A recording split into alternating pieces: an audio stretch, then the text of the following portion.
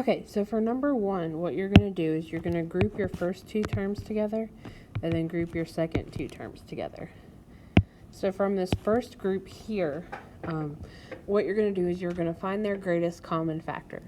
So the greatest common factor for this first group would be x squared, right? Because you can take at least that much out of both of those.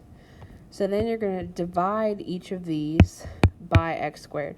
So x to the third divided by x squared is x.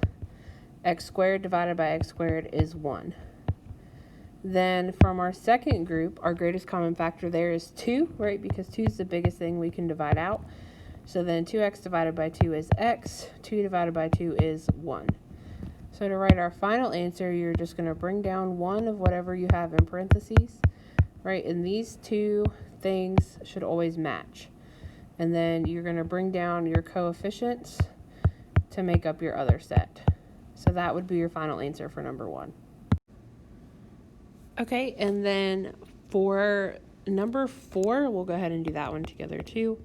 X to the third plus 2x squared minus 121x plus 242. So again, you're going to group together your first 2 and your second 2.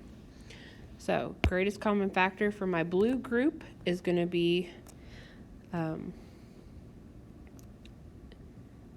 you can do it 2 ways. You could pull out a negative x squared, or you can just do a positive x squared. So I'll just do positive x squared. So then negative x to the third divided by x squared is negative x, and then 2x squared divided by x squared is positive 2. For my red group, both of those are going to be divisible by 121. So then we divide out our 121. So 121x divided by 121 is negative x. 242 divided by 121 is 2. So again, these should match. All right, if for some reason in this second group your signs don't match, you can pull out a negative number here. So then our final answer would be negative x plus 2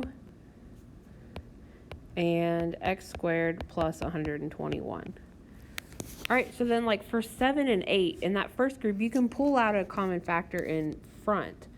So like for number 7 in that first group, your common factor would be 2r squared. And then like for number 8, you could pull out 8b squared c. Okay, or you can take a c out at the beginning, but either way, it will work out just fine. So you just have to put them in the 2 groups and then divide them by the biggest thing possible.